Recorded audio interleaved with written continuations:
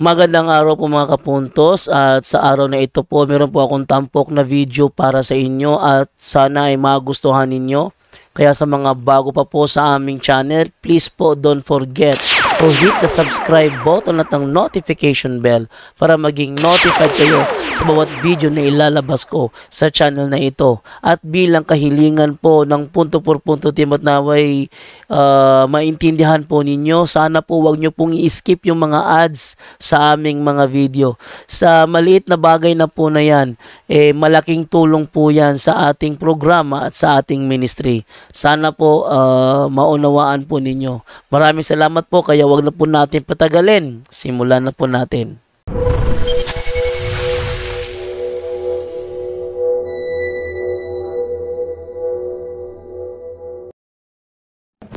Hello mga kapatid, papunta tayong Alabang.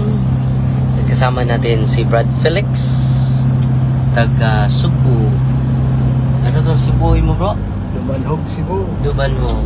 Dito sila, mama, papa. Hi! Say hi. Hi guys. So, pupunta kami kay Sir Alton. So ngayon mga kapatid, kanina I share about conditioning our thoughts to experience more positive emotions. Una, be grateful. So, pangalawa is excitement. Pinaka-essential ito sa atin mga kapatid.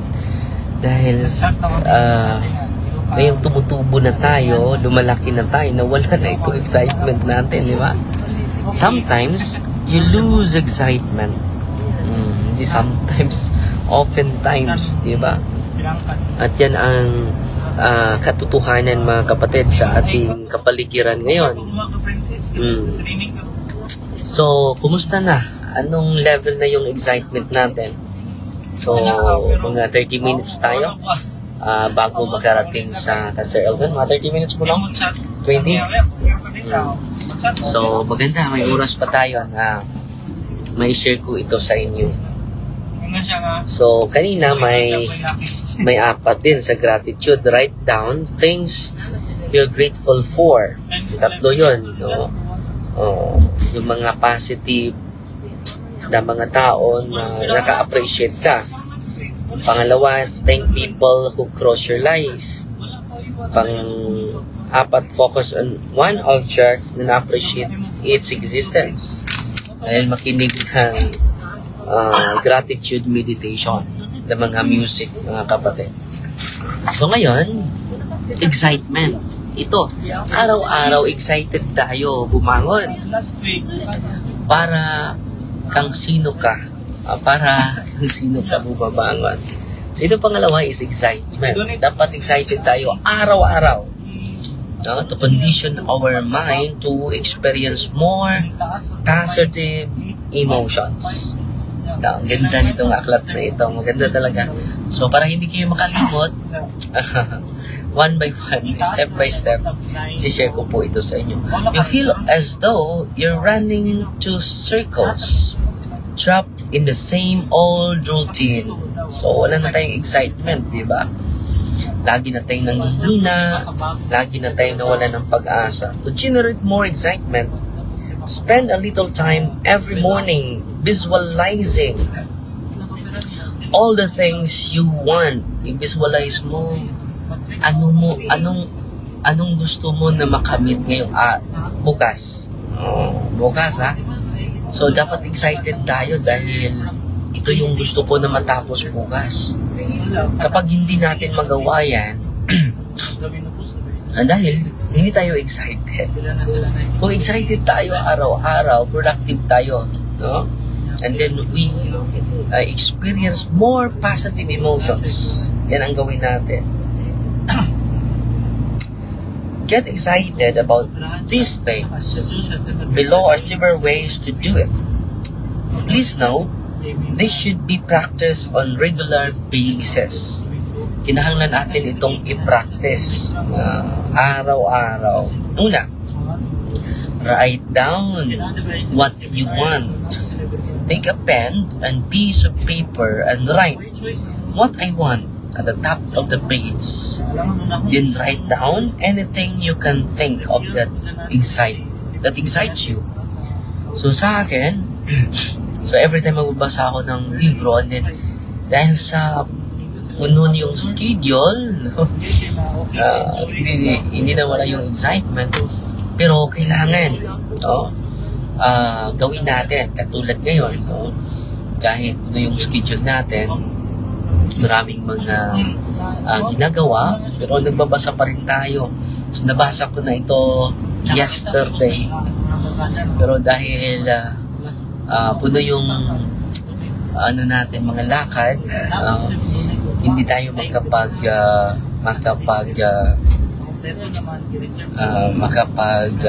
live. Pero ngayon nakapag-live tayo, nakauwi kami sa hotel kagabi, mga nasa 12 na pagod na sa travel. Pero ngayon, dahil maaga tayo natapos, dito lang tayo sa Manila namasyal, no? So, dapat i-write down natin bukas,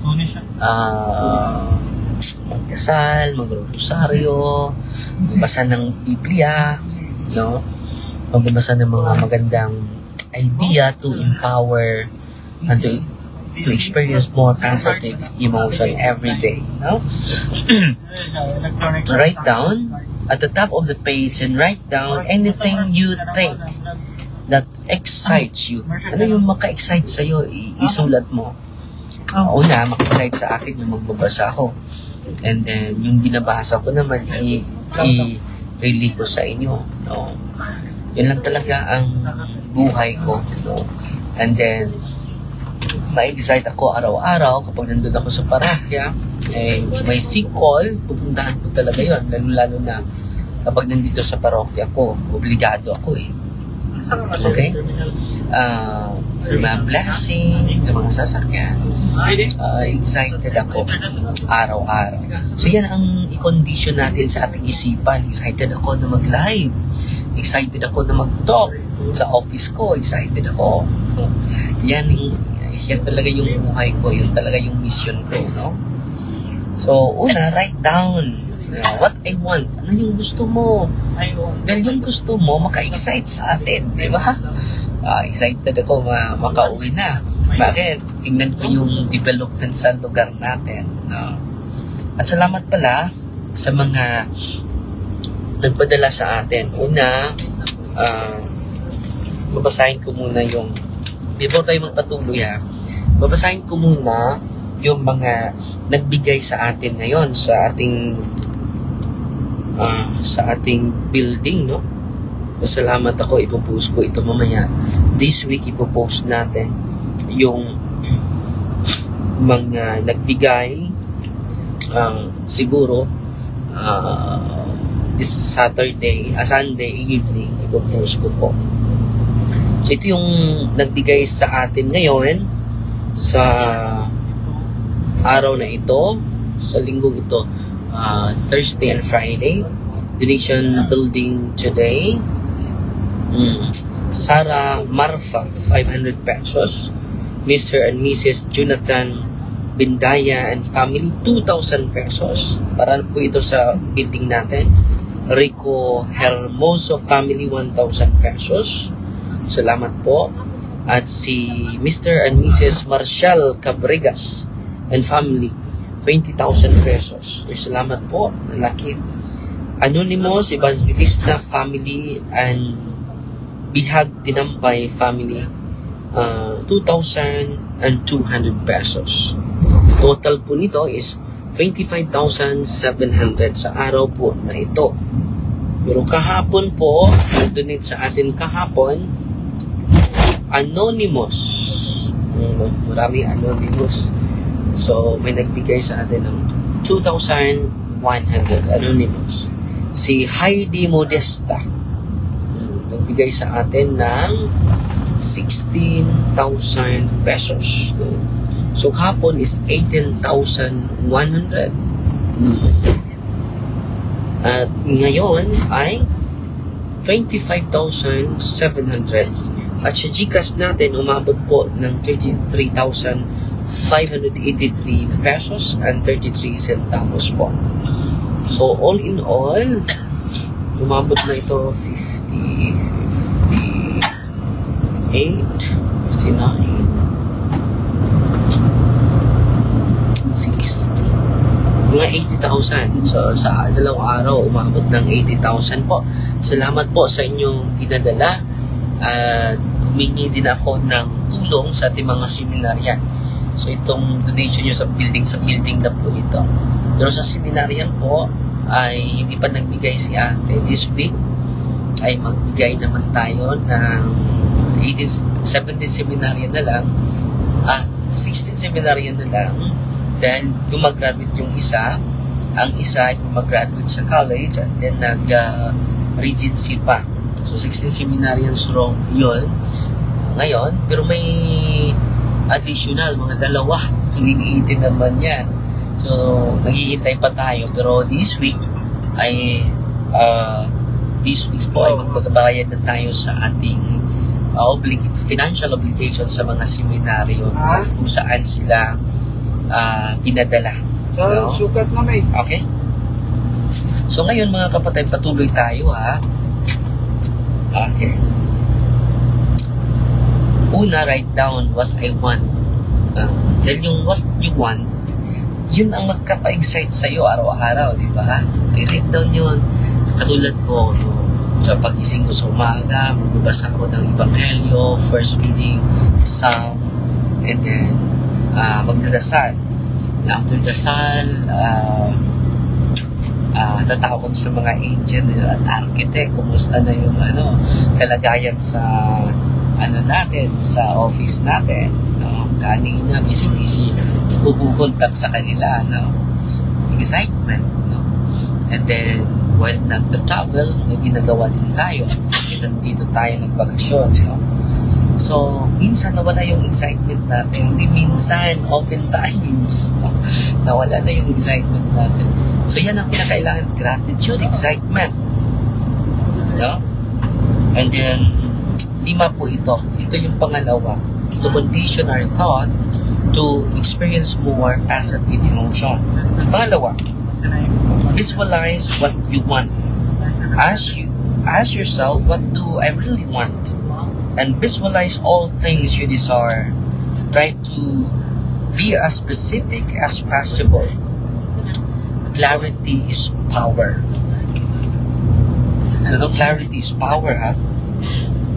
Think of your ideal career, relationship, or lifestyle, or any goals you want to accomplish in the coming decade or beyond. So, kailangan i-visualize natin, hindi lang enough na general but specific. Ngayong araw na ito, makabasa ako ng aklat. 3 aklat. Exorcism, Apologetics, book.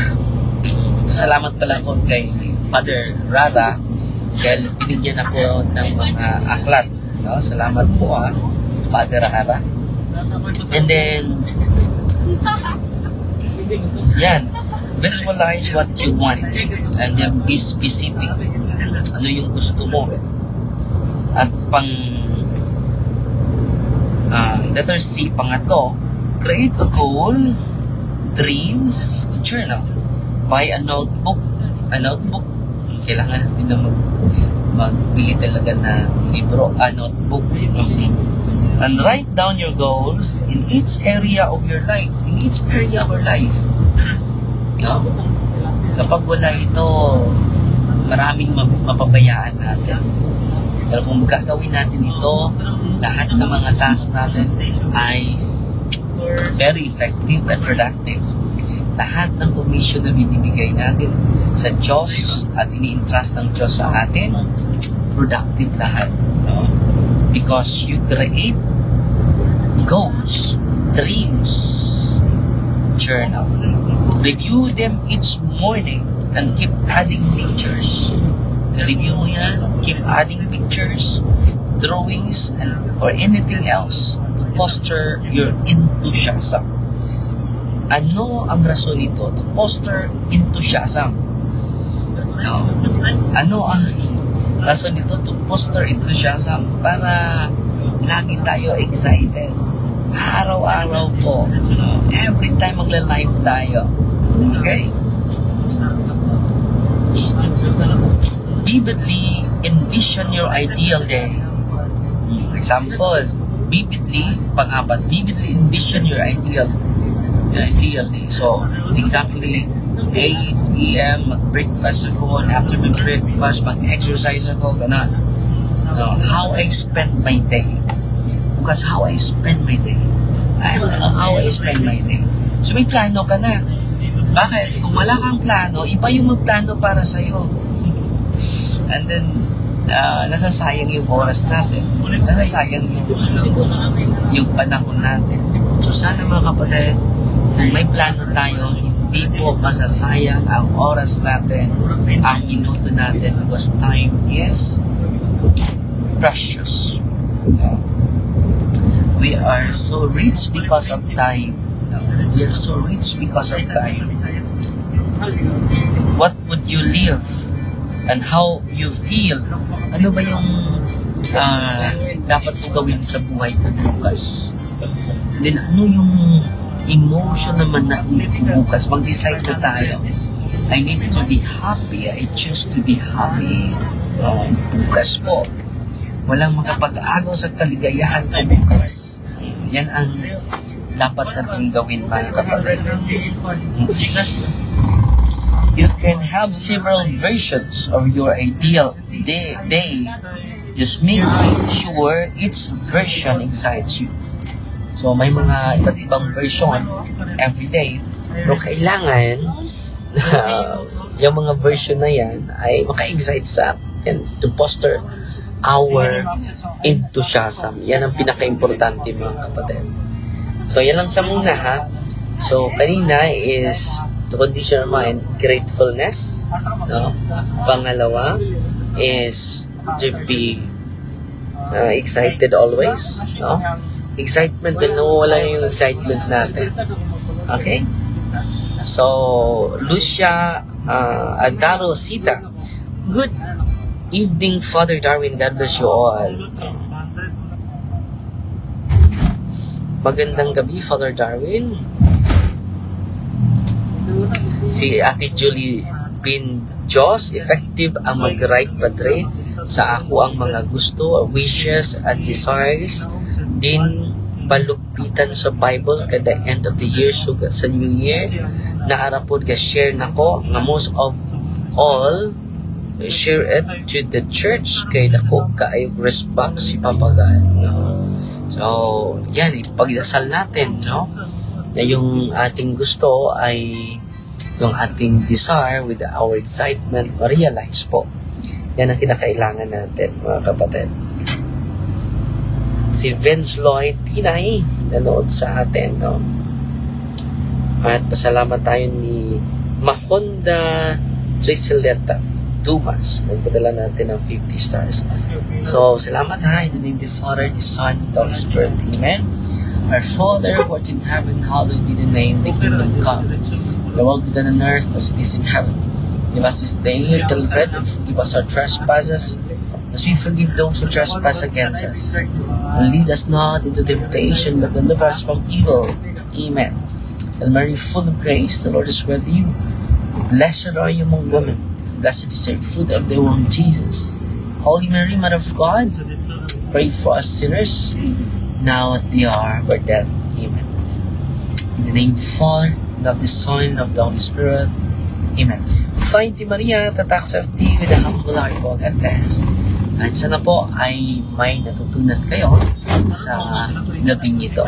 Unang-una, to condition our thought to experience more positive emotion. Una, gratefulness. Pangalawa is excitement. Everything that we do, be excited. So, dinidiscuss ko na in detail para sa inyo po yung mga magandang laman ng itong librong ito. Okay? Sana po ay nag-enjoy kayo sa ating live ngayon. At pasensya po kayo, nag-travel po tayo ngayon.